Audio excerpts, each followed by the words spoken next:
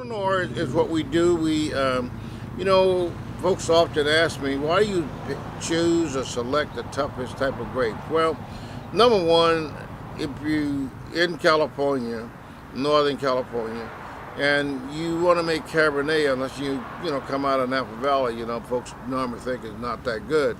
So I thought if I could craft a great Pinot Noir, because Burgundy is the same grape, that if I could craft a good Pinot Noir, then I think I could play with the big dogs.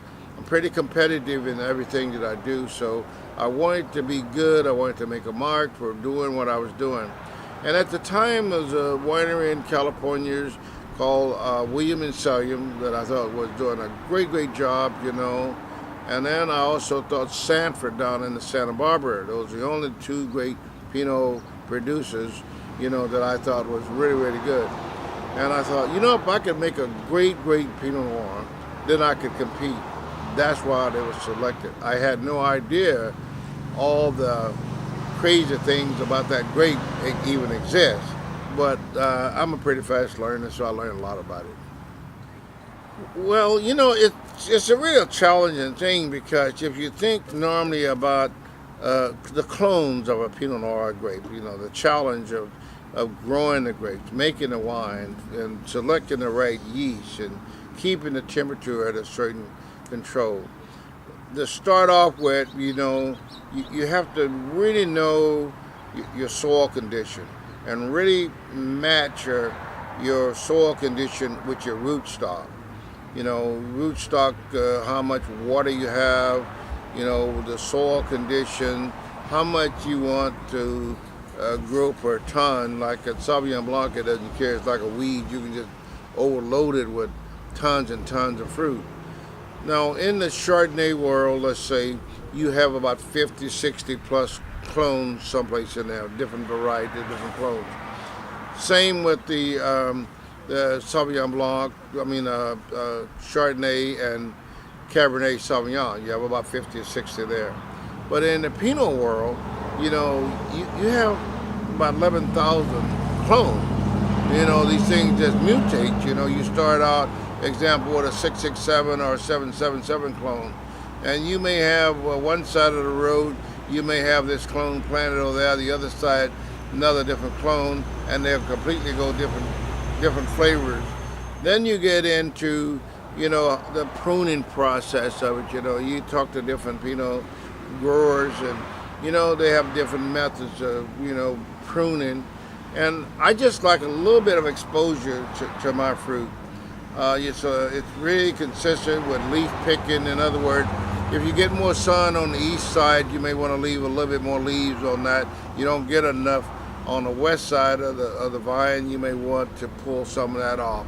And so it's a constant juggle of trying to get the ripeness and the even ripeness on the fruit itself. Then Isn't that challenging? Yeah, it's just really challenging. And like I said, a lot of us have different thoughts about it, but I think we all come into an agreement. That's why we are able to craft better Pinot Noir in California. It used to be, like I said, Bird William and was the king of it. But now got a lot of folks making great Pinot Noir. In fact, even here in the state of Ohio, their Pinot program is doing pretty good. I gave a big lecture at Ohio State several years ago on the crafting of Pinot Noir, and I came back and tasted what some of the things that they made adjustments in, and they're doing pretty good. But it's a real tough grape to grow.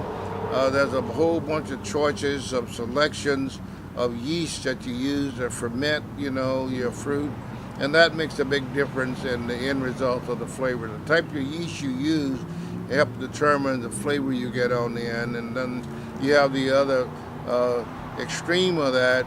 Barrel selections is really critical because in my mind, a Pinot Noir should be treated like a white grape. It's a delicate thing. You can get too much wood on it, or you can get too much alcohol in it. I'm not saying that if you like a high alcohol Pinot Noir, you shouldn't buy them, but I'm just thinking that 13.5, 14.5 in there is ideal alcohol level for Pinot Noir.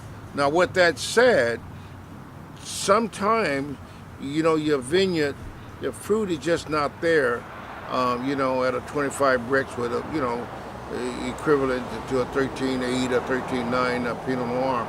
And so you may have to let the alcohol get up a little bit higher because, it's a little bit riper. So the riper it is, the higher the sugar content, and the higher the sugar content is, how the alcohol is going to be in the finished product. So it's kind of a up and down thing with that grape in that sense as well.